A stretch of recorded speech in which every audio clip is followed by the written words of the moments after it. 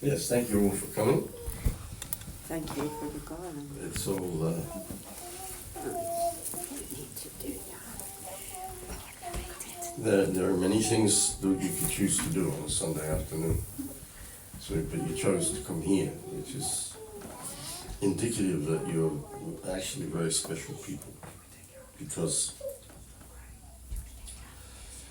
in the beginning of the 7th chapter of the Bhagavad Gita, Krishna explains to Arjuna that out of many thousands of monks, people, one may endeavor for some kind of perfection in life.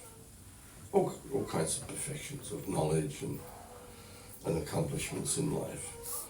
And out of many hundreds and thousands and millions of people who've achieved some kind of perfection in knowledge, hardly one has any interest in or has any knowledge of Krishna. And then later in the 9th chapter of the Bhagavad Gita, which is called the most confidential knowledge, Krishna says to Arjuna, this knowledge that I'm giving you in the Bhagavad Gita is the king of knowledge, the king of education. It's the purest of all knowledge, and it gives direct perception of the self by a process of realization. I remember years ago there was a book called The Road Less Traveled, and that was based upon a poem by Robert Frost about the road less traveled, where he came across a fork in the road in the forest while he was walking, and he could see one path was quite well trod and the other one wasn't, so he decided to take the one that wasn't. And that's the road less traveled. And when we come to what Srila Prabhupada calls Krishna consciousness, this is actually the road least traveled by anyone throughout the whole of creation, throughout the whole of the duration of a creation. Because we're living in a creation, we're not living in some haphazard random arrangement of things that's at the state it's in now and will evolve or devolve in the future. What is going on and what we are involved in is actually a controlled situation, controlled by Krishna. But then the question, like I'm saying, the question of who is Krishna? Who is this Krishna that these people are talking about? And Krishna explains in the Bhagavad Gita that actually confidential knowledge of Krishna is the most secret of all secrets. So many secrets in the world. In government, they have secret, above top secret, and so many levels above, and then they'll have information that can only be accessed by a certain number of people coming together with what they have and putting a picture together and so on. Because things need to remain secret for security purposes. But in the scheme of things, a person who has some philosophical inclination will ask, why does all this exist? Why does anything exist? Why? Why am I here? Why are we here? And how do we come to be here? And why do we have to be here? And what is the purpose of my life? What is the purpose of being here? What is the purpose of living? And of course, you'll find many different answers to that question. People have all kinds of motivations in their lives. But then if we take a deeper look at the situation of life in this world, We're just passing through. This life is a very short period of time. We take birth and we go through stage of growth into adulthood, struggle to learn things, finding a way of making a living in the world, and supporting ourselves, and then aging sets in, or we produce our own families, and then aging sets in, and then finally death comes. And the big question that really exercises anyone who has some real philosophical disposition is, what is this death? Why do I have to die? And it seems pointless that I live a life where right from the moment I can understand anything, I'm encouraged to prepare myself for a better future. Yes. Schooling, education, primary school, secondary education, tertiary education, and so on. Adult learning, so many things, all to prepare ourselves, or prepare a better future for ourselves.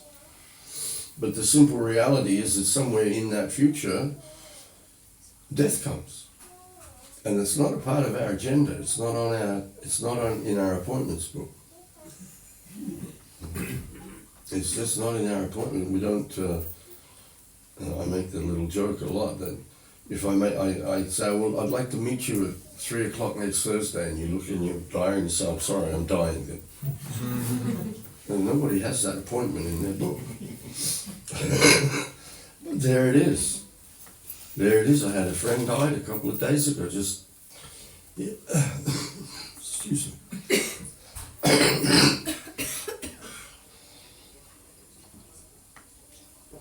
He'd just done a very nice festival program. He got in his car to drive off. A little way down the road, there was a whole unexpected situation happened. There was a crash of 4 cars, and he died. It wasn't part of his plan when he got in the car to go, but death came. Death comes as sure as death. Our situation in this world is as sure as death. But that seems absurd. Why am I living if I simply have to die? If my life is just a temporary blip in time and space, and ultimately has no meaning or purpose. No meaning or purpose. Because everything I endeavor for, I lose. I lose it all. And then it's as if I never existed. As if I was never here.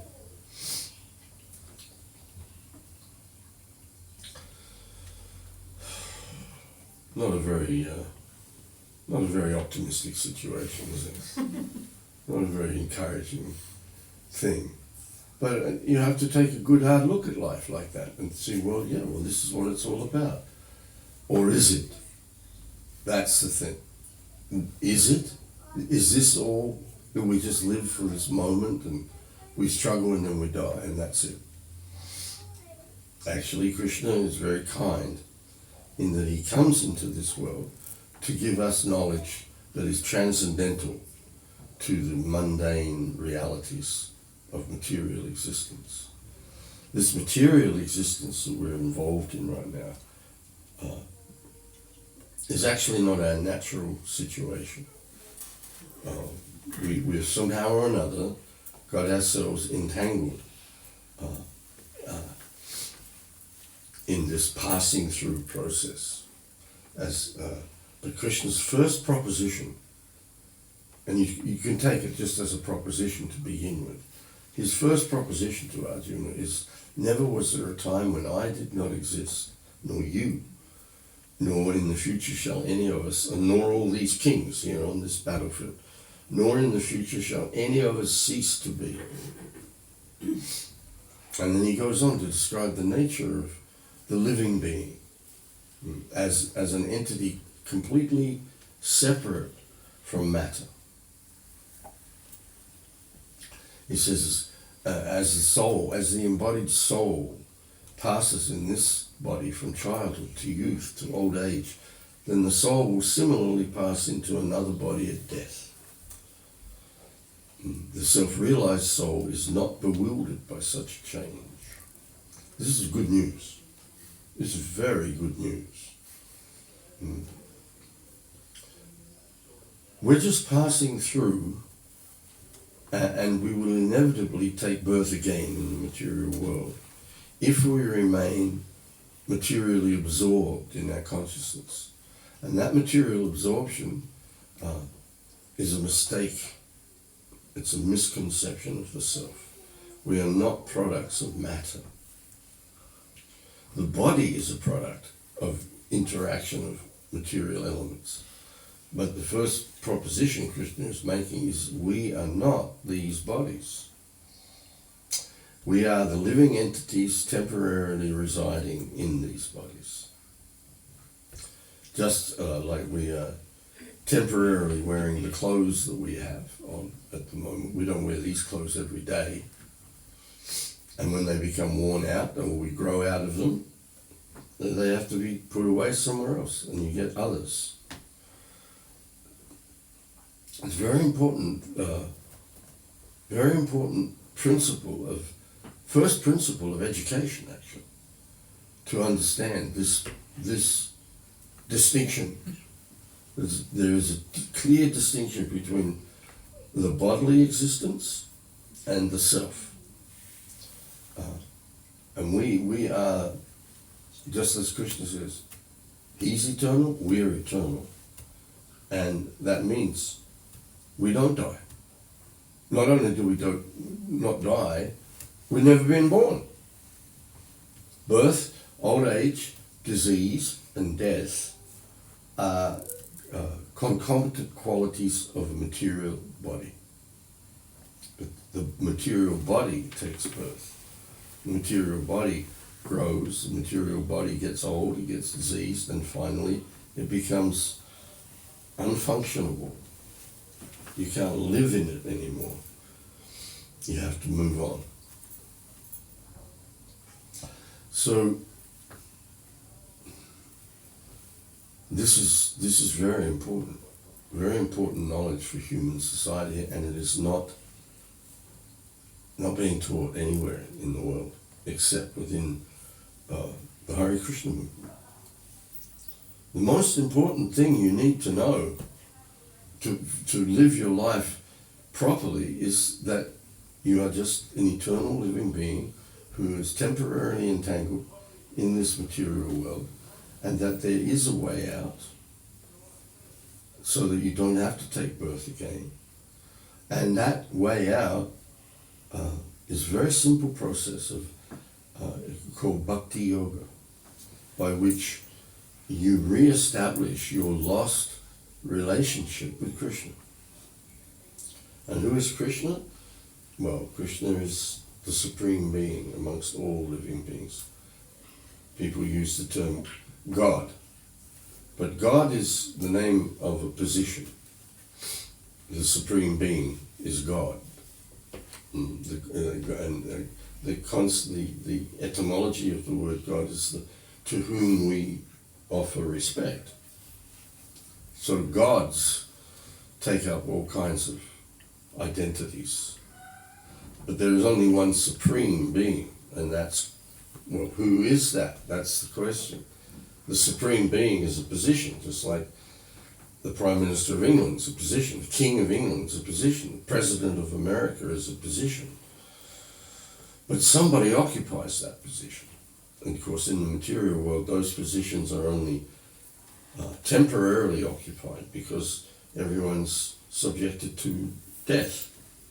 So you can only be temporarily in any situation in the material world. But when it comes to a consideration of the Supreme Being means there's only one. And it's not that Krishna becomes the Supreme Being by defeating somebody else who was previously Supreme Being, like the heavyweight champion of the world. It's not like Krishna won the title by knocking someone out. There's only ever one person, there's only ever one Supreme Being. And as he says, As Krishna says, never was there a time when I did not exist, nor in the future shall I cease to exist. Nor you and everyone else. We're all of that same eternal nature. And we all exist in eternity in a relationship with Krishna. So when you come to this, well, who is God?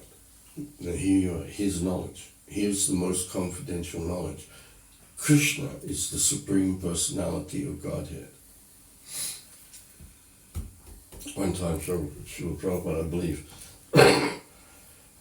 met with people from Mensa, these people with these huge IQs. And he began by saying, Krishna is the Supreme Personality of Godhead. Take it. Take it. Actually, how can we argue with that? You got another proposition? Someone else? Someone else? And we have so much information. Krishna comes and gives so much information about himself, about the nature of the creation, about the nature of the spiritual world beyond this material world, the relationships that exist there. So much knowledge, so much information.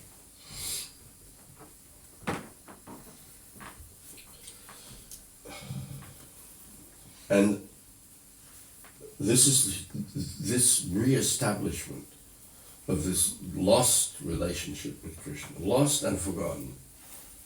We've lost it and we've forgotten it because we've been living away from ourselves and away from Krishna in this material world since time immemorial.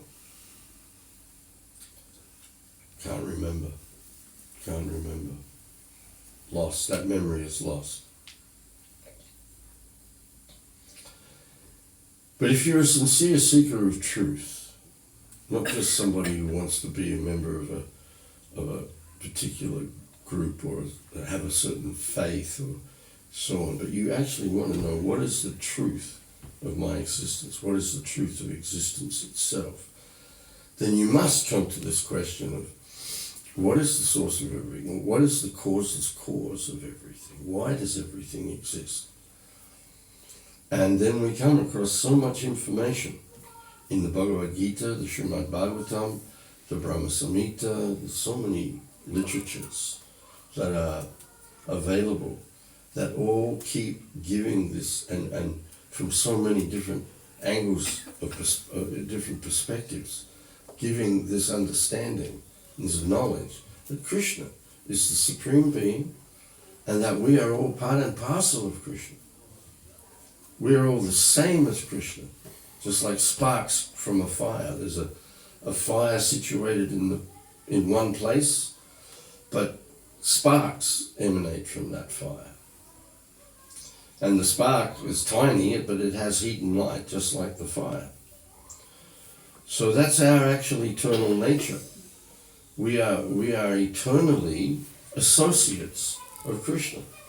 We're eternally friends and lovers of Krishna. But we've forgotten all this by coming into the material world and pursuing a self-centered life without any concern for our relationship with God.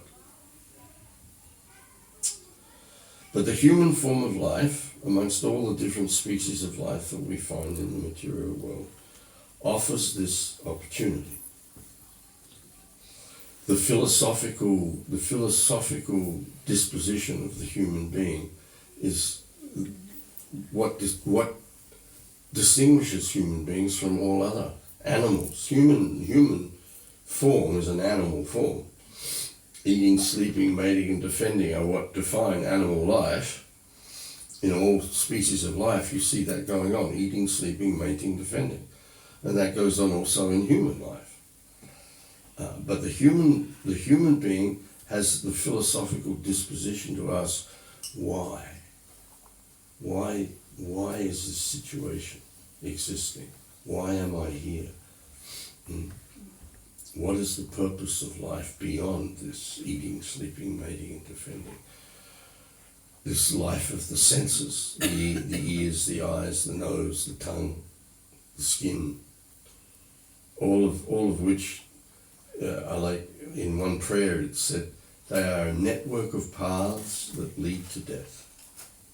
I pursue this taste, I pursue that taste in my life, and there are so many different tastes of life that people have. But they all ultimately end up with everybody dying. So here is the Krishna consciousness movement, the Hare Krishna movement, introduced into the world, really, reintroduced into India, even practically lost and forgotten in India, but now extant all over the world. Everywhere you go, you can come to a place, well, you can't come to any place quite like this.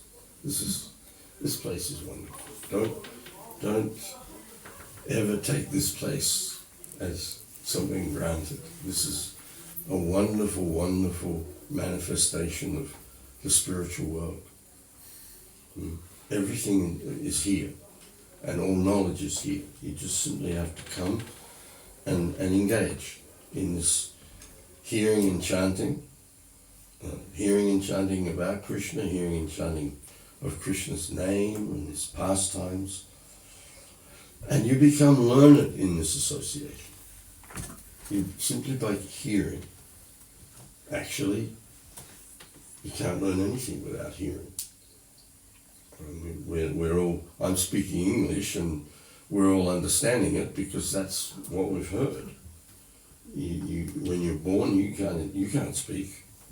You don't know any languages, but you hear a language and you learn to speak it. And then through hearing it and speaking it, you gather knowledge, you gather information and instruction about things. But this instruction, this knowledge, this information that's available through the Hare Krishna movement is the most important knowledge that you can come across anywhere. Because without this knowledge, without the understanding that everything depends upon the Supreme Being, that there is a Supreme Being, that they're called God, but as I said, that's just the position. But there is a Supreme Being from whom everything has emanated, by whom everything is maintained, and in the material sense of things, by whom everything is destroyed. But we don't have to remain in this situation of coming into existence and going out of existence, coming in, going out, coming in, going out, and struggling for our existence. In between birth and death, there's a constant struggle. There's a constant struggle for existence in the material world. Constant anxiety, because we don't know what's going to happen. We don't know what's going to happen, but we know something could happen, that we'd lose everything. So anxiety is everywhere in the material world, because we've misidentified the body as the self, the temporary body as the self, and the relationships that are made on the basis of the temporary body as our identity. Identity means the same, and it means you develop your sense of who you are by the relationships that you have, the family you're born into and so on, the nation that you're born in.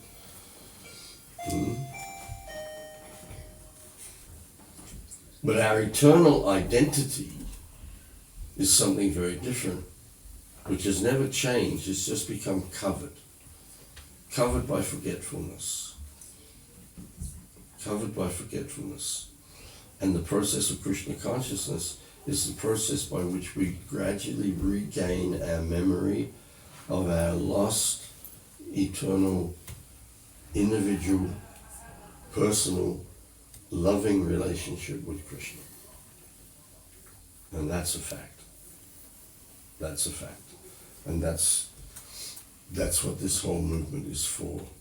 To give anyone who is in any way inclined to give people the full information, the full knowledge of existence.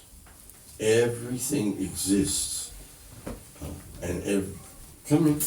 everything exists because Krishna exists. And Krishna is known as Anadir Adi.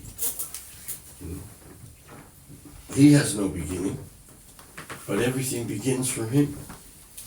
Krishna has no beginning. Hare Krishna. But Hare Krishna. Krishna has no beginning and no end. And we have no beginning and no end. So here's an opportunity. Here's an opportunity. You can take it or leave it, or like any other opportunity. But my advice is take it. My advice is take it because what seems to be unreal gradually becomes real. You really perceive the reality of this. Because Krishna exists and Krishna reciprocates with his devotees. You become my devotee, Krishna says. You become my devotee. You devote yourself to me. You give your heart to me. You give everything to me. And Krishna reciprocates with us. Not in a vague, general sense, but in an individual, personal way. And you just have to ask Krishna to do that, please. Please. There's one prayer that says, oh Lord of the universe, kindly reveal yourself unto me. And this is what Krishna wants. This Krishna consciousness movement, it's not like, the GCSE exams, where some anonymous people are setting an exam that you have to pass in order to be able to get into the next stage of things. And that, like I was saying yesterday, there's no point where you don't make the cut. This is open for anyone, everyone. It's regardless of any material situation, because you don't have to have any material qualification to re-enter your relationship with Krishna. You just first of all have to want to. And Krishna wants you to. This whole Krishna consciousness movement exists because Krishna wants it to exist. He wants this knowledge widely propagated into human society now. So that makes us actually very fortunate people, because this doesn't come around very often. This is the most confidential knowledge. And we're very fortunate that we've taken birth in human form on this planet, in this age, at this time, where we've come in contact with the Hare Krishna movement. Still, you can take it or leave it. It's not something that can be forced upon people. You can't force love. The relationship between the living being and Krishna is tangible. The loving relationship is tangible and real. But to the outsider, it remains a mystery. What is this? Who is it?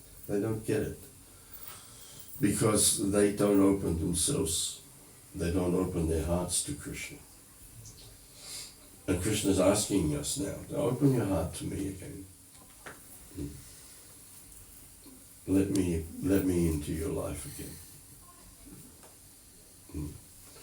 If you let Krishna into your life, then Krishna will take you back into his life. God has a life. He's not a grumpy old guy sitting up in the clouds just making sure that we don't do anything wrong, and when we do, giving us a very hard time about it. This is not a very mature understanding of God. God has a life. All life is a reflection of the life of God. Krishna has a life, and he's engaged in his life as we speak.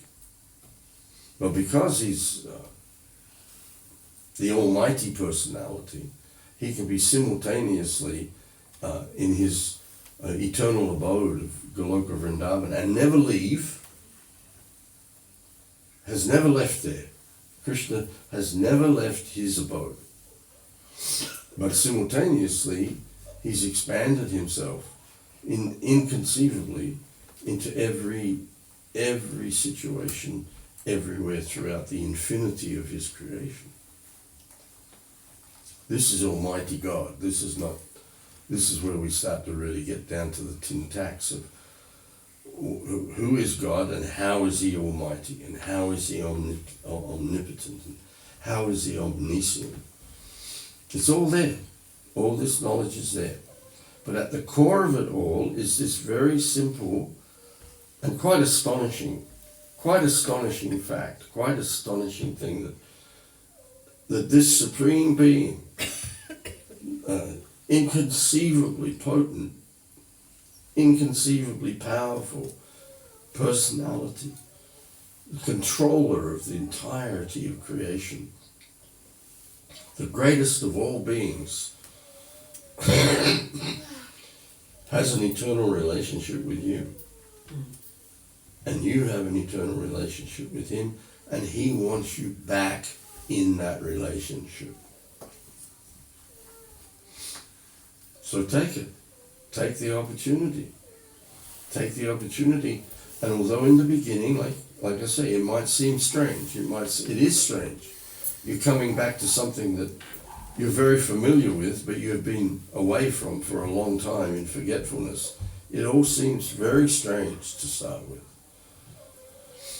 But Prabhupada used to give the example of how you may become jaundiced. You might get some disease, some disturbance of the liver, and the bile from the gallbladder starts to proliferate through the body, and you get jaundiced. Everything turns yellow. The whites of your eyes turn yellow, your skin turns yellow, everything turns yellow. And the only cure for it is to suck sugar candy. But the effect of the bile is such that the first time you take the sugar candy, it tastes bitter. It tastes bitter. But as you go on sucking it, the sugar candy, it neutralizes the bile and the sweetness of the sugar candy comes through. But Krishna is very kind in that regard. As you come in contact with the devotees of Krishna, you come in contact with Prasadam, you come in contact with Krishna, with Kirtan, you get darshan of the deities, and so many different things, and you get a taste. It's nice. It's nice. You feel better. And most surveys come to the conclusion that people make their decisions on the basis of how they feel about something. How does it make you feel? How does it feel? And Krishna consciousness feels very nice. Doesn't it? It feels very nice. Almost too good to be true. Surely life is not this nice. But then it just gets nicer. It just gets nicer and nicer and nicer as time goes by. Sweeter and sweeter and sweeter. So now you've got a very nice little center here. Very nice, stable center. Beautiful atmosphere. And all kinds of people are coming here and getting all kinds of benefit. I got to tell, have you told this story to everyone? Was it last year or the year? Last year. You know, you see the beautiful little garden at the back of the shop. Everybody been in that? Yes? And there's a little deity of Krishna and Buddha and Shiva. And in front of Krishna there's like a wishing well. And last year, an English couple, where were they from? Some other part of England? You met them I don't know. Afterwards, I can't remember. They were from another part of the UK, Yeah, so yeah. they weren't from round here. They weren't from around here. This couple arrived, English couple, they arrived here with a little baby. And they explained that they come here to offer thanks to Krishna because they'd been trying for many years to have a child and they'd never been successful. And they'd come here and they went into the little back garden and they saw Krishna there and they put a little money in the wishing well and they prayed to Krishna, please give us a child. And you didn't know that had happened. You didn't know that person walked out the back there and done that. But then they show up with this little baby. full of gratitude to Krishna. A year later. They come back a year later with this beautiful little baby. Very, very happy and very, very grateful. Very, very grateful. And Krishna does this for everybody. Anybody who offers me, he says, with love, you offer me something with love, and I will accept it. Not only will he accept it, he'll give you a reward beyond your wildest dreams. And the greatest reward of all is to have your heart open again. Because the heart is for love. But the only purpose of the heart is love. But we live in a world where the heart has become hard because there's no real love in the material world. We've been through so many situations, so many abnormal situations where the heart becomes hardened. So just be bold, be courageous, and open your heart to Krishna. And Krishna will reciprocate with you. Hare Krishna. Hare Krishna. Does anyone have any questions?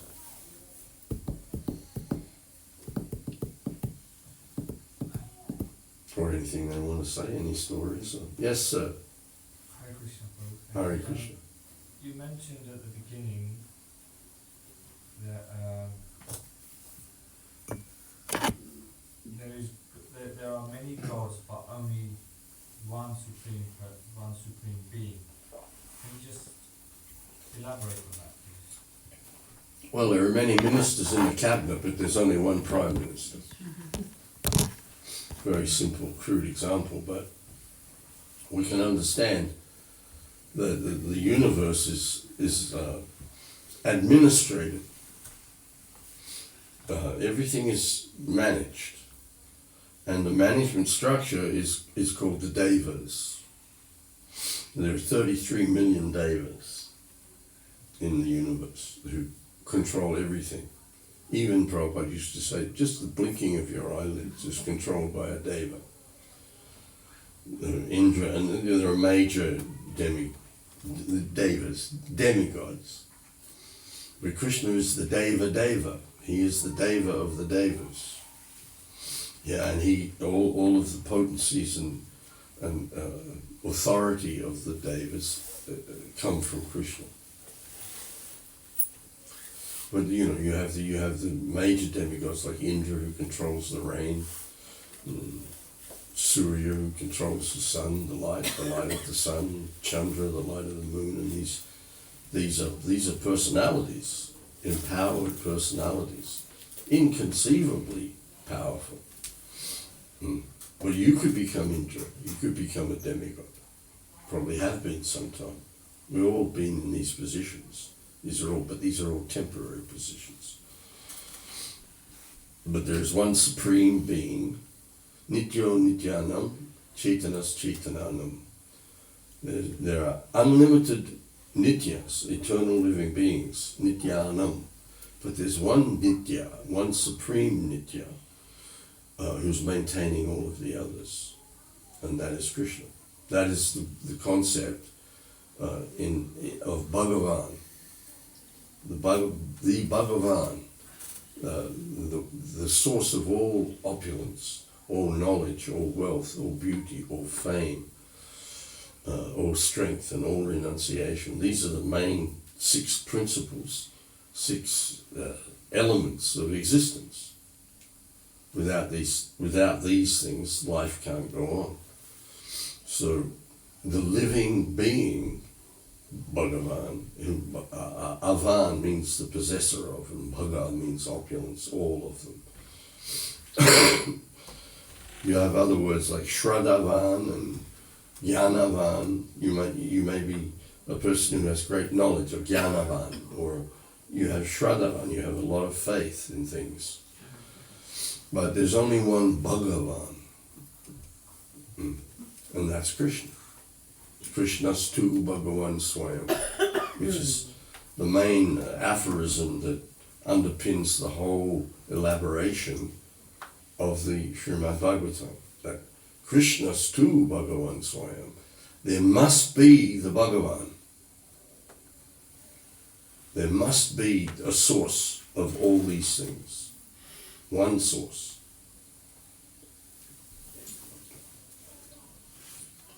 And the revelation is, that is Krishna. Yeah, you can take it or leave it, but that's the reality. And the more you accept it, the more you come to understand it, the more is revealed to you. But that's the idea. That there's one supreme being, and he's supporting all others of all kinds of categories of strength and knowledge and fame and so many things. Everybody's situated somewhere within some social structuring of all of those things throughout all of creation. But Krishna says in the Bhagavad Gita, Mata para taram nanyat kinchid asti dhananjaya mai savam idang protam sutre manikanariva. There is no truth superior to me. Everything rests upon me as pearls are strung on a thread. Of course, people say, well, who does Krishna think he is? Who's this guy Krishna think he is to say something like that? Well, he is who he says he is. He's the supreme being. He's the source of everything. He's the person everybody talks about as God. The difficulty is we live in a very strange world now. So there's sectarianism, and people say, "Oh, this Krishna, he's a Hindu god, and that's from India. That's got nothing to do with us." I mean, I don't want to cast any aspersions on anybody, but when I joined the Hare Krishna movement, my father said to me, why can't you accept our religion? I said, what do you mean our religion? He says, Christianity. I said, well, that's a Middle Eastern religion, and Jesus was a Jew. But you say now, oh no, that's our religion. That's the Church of England.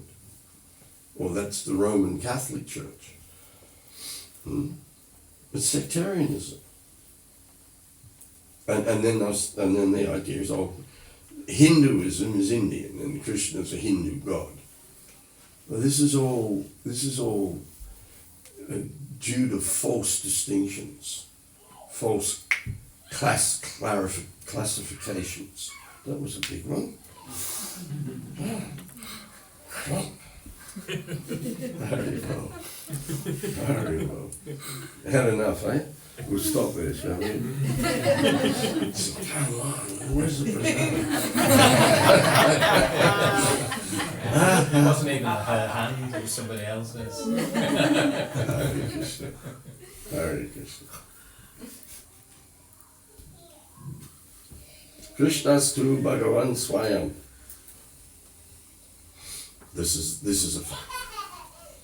Yes. Hare Krishna. Hare Krishna. Thank you all for coming. How you doing? Yeah? Good to see you. Where's your dad? He's at work. He's at work. Well, you came on your own. No, with my mum. Oh, you mum. Oh, your mum. Oh, yes, there you are. I saw you before. Yes. How are you? Very well, thank you. It's good. Does anybody else have any more questions?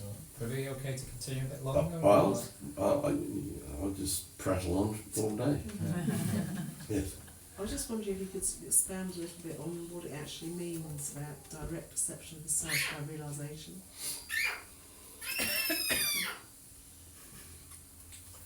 Direct perception of the self by realization. My wife's going to roll her eyes here in a minute because I'm going to say something I say a lot.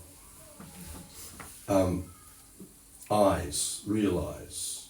And that eyes at the end of the word. How many you think of how many words have that? Civilize, nationalize, galvanize, vulcanize, yeah? Realize, modernize. So it means, eyesing means to take something from one condition to another, like to modernize something. It's in this state of, in this condition, and then you do things to it that brings it into the present age. Right? It fits in with modernity, as we have. Uncivilized to civilized. It's a process. You go from uncivilized to civilized. So what does it mean to realize? To make something real. To realize something means to take it from a false, an unreality, into a reality. So, direct perception of the self by realization. Realization is a process by which we move in our consciousness from an unreal conception of what we are to the reality, the conception of the reality of what we are. And that process leads to direct perception of ourselves as we actually are, not as we think we are. Does that make sense? Yes, so does that mean that with our material eyes we can actually see within and see who we really are? Oh no, you can't. No, the realization means coming back to the reality of your spiritual senses, and that can only be achieved completely through the practice of bhakti. There's a verse in the Chaitanya, in the Brahma Samhita, that says, Premanjanach churita bhakti vilochanena santa sadaiva hridayeshu vilokayanti yam shama sundaram achintya guna swarupam govindamadi purusham tamaham bhajami. Prem Anjana. Anjan is a salve, an ointment. Like you have Amrutanjan in India, a very powerful little ointment called Amrutanjan, made from guavas. Anjan. So Premanjana. Premanjana bhakti vilochanena shanta saraiva hridayeshu vilokya. Premanjana churita bhakti vilochanena. Eyes of devotion tinged with the salve of love. We have to cultivate, excuse me, seeing things through the eyes of devotion. Right now we see things through the eyes of Maya. We see through the covering of our spiritual senses. The senses are originally spiritual, but they can become covered. And right now we're in that covered situation. So by hearing from authoritative sources, we begin to reorientate our perception of things. There's an example where Prabhupada was on a morning walk on the Juhu beach, which is the shore of the Arabian Sea in Mumbai. And he's walking along and he points with his stick at the sea and he says, "What's that?" And somebody says, "Oh, that's the Arabian Sea, Srila Prabhupada." And Prabhupada says, "Nope." And everybody says, "Well, yes it is." And somebody says, "Wow, it's a part of the saltwater ocean, Srila Prabhupada." And Prabhupada says, "Nope." And then everybody's getting a little perplexed. But then another devotee said, "Bhumirapo narovayu kangmano," and Prabhupada said, "Yes." Bhumirapo narovayu kangmano buddha evacha ahankara iti yame bina prakriti rashtata. This is a verse from the 7th chapter of the Bhagavad Gita where Krishna says, these bhumi, earth, water, fire, air, ether, mind, intelligence, and false ego, these are my 8 separated material energies. So, under one form of education, you're taught to see this is the Arabian Sea, or it is part of the saltwater ocean. Both things are true. But in essence, what is it? It's water. And whose water is it? It's Krishna's. So that's a reorientation of your perceptions. And then Krishna, after he gives those verses, you can look this up, 4, 5, 6, and 7, starting with Bhumirapo, and then, well, I won't go through all 4 verses now, but then after he says, Mata Parataram Nanyat, there's no truth superior to me, everything's resting on me, then he gives you some clues. He says, I'm the taste and water, I'm the light of the sun, I'm the light of the moon, I'm the syllable in the Vedic mantras, I'm the sound in ether, I'm the ability in man, and he gives, in the next 4 verses, he gives a whole list of things that help you change your perception of the world. So as you gradually change your perception through the development of Sorry. Hey, the music dropped. Musical chair, sorry. Somebody saying sit here, somebody saying sit here. Sorry. Thank you for coming.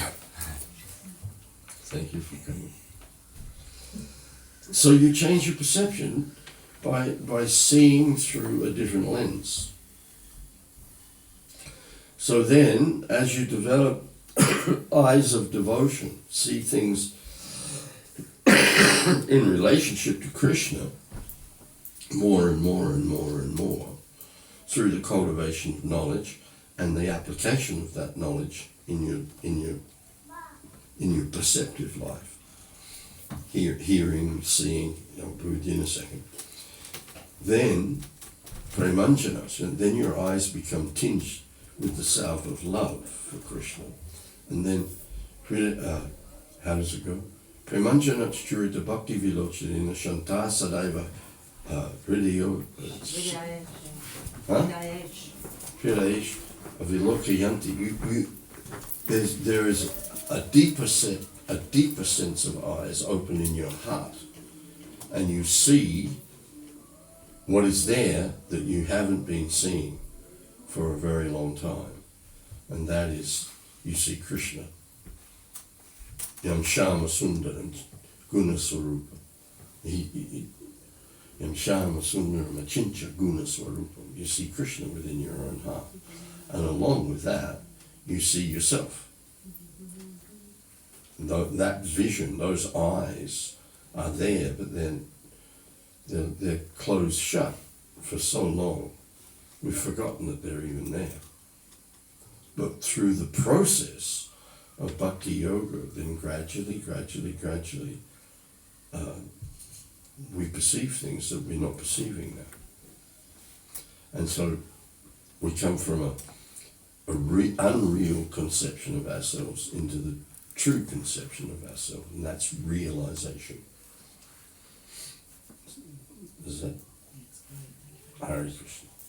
Gillian, It's no big deal really, it's just that I do feel that the type of work that I do is not conducive to Krishna consciousness. And the what work? the type of work that I do, it's very hard labour, and it's not conducive, and it's falling away, and do you think that's like Krishna helping me to extricate myself, or just be forced to be extricated from that unconducive type of work? Yes. Because it's changing, you know, I mean, it's going, they're not really kind of employing, Oh, so it might be... you might just have to move in here. Well, she can move in with you, she's not moving in here. That's it. No, it's really interesting. You know, Well, you were in class this morning, and I was saying how you take one step towards Krishna, you take 10 steps towards you. He clear the way for you. that's what I was kind of relating to. Work. You have to allow Krishna to protect you. That's what, and that's the scary thing about surrender. Yes, because you have to sacrifice things like keeping your weight down Yeah, exactly. and earning coin that, you know. Exactly, but Krishna says, in all activities, you just depend on me and work under my protection. I will protect you. Krishna is the protector of the devotees. So if you make the choice, from this day on, I'm going to be a devotee of Krishna. And Krishna will take charge of your life. I can't manage more than 3 rounds now. Sorry? I can't manage more than 3 rounds. I really enjoy it. But Well, you do what you can. I can't do more than 3. We're not.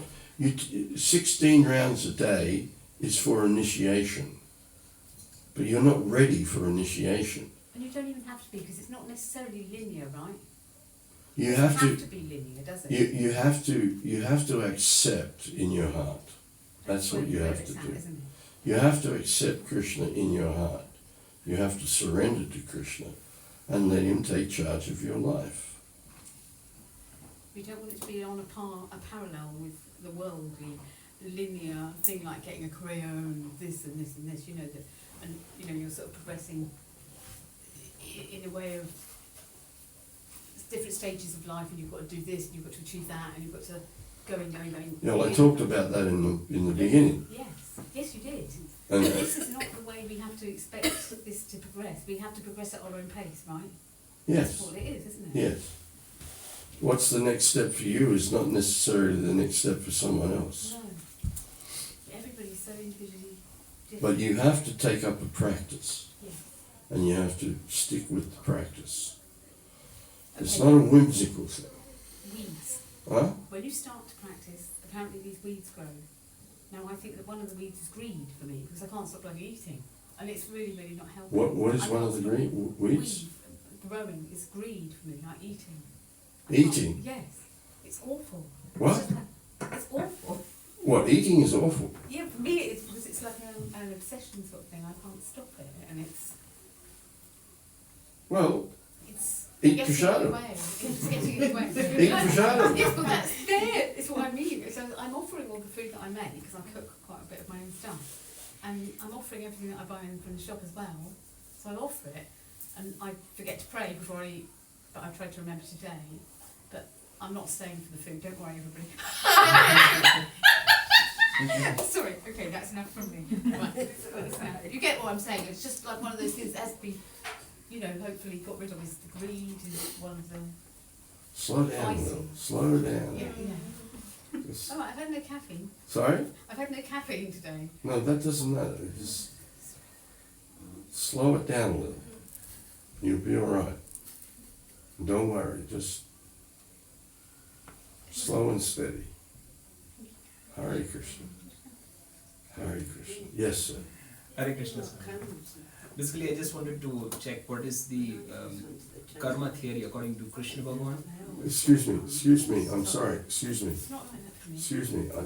What is your question? Sorry, I was just wanted to check that what is the karma theory according to Krishna Bhagavan? Karma. Karma, yeah. How does Karma is not a theory. Karma is, well we practice Jainism yes, and we also worship Hare Krishna Bhagavan. So yes. how does that work according to the Krishna movement? Karma. Yeah. Well, for every action you perform, there will be a reaction in the material world. Yeah. And there are laws which govern that. So it's a simple thing. Karma is a very simple thing. You do something, you're going to get, you plant a seed that will fructify as a result, as a reaction sometime down the road in your life. This life or the next life or whatever. Karma arises from what are called pure or impure activities. But ultimately we have to transcend karma and act on the platform of Naishkarma, where the activities we perform are not self-centered for our own benefit, but they are for Krishna's benefit. So there's no reactive process within the material world. So we don't become bound up by our actions and therefore forced to take birth again in some situation in the future to get the reaction to what we did in the past. Yes? Yeah. Thank you. So, Bhakti Yoga takes us beyond karma. It becomes akarma. Akarma mokshakama va savakama udaradi, Krishna says. Who is it? Parikit Maharaj says. It doesn't matter what your desires are. If you take to the process of Bhakti Yoga, then you become liberated from the entanglement of karma, fruitive activities. Karma literally means you want the fruit of the activity for yourself. Yeah? Karma Yoga means you take the fruit of the activity and you offer it to Krishna. So the life of the devotee is to surrender everything to Krishna, including oneself. Yes? Okay. Any other questions?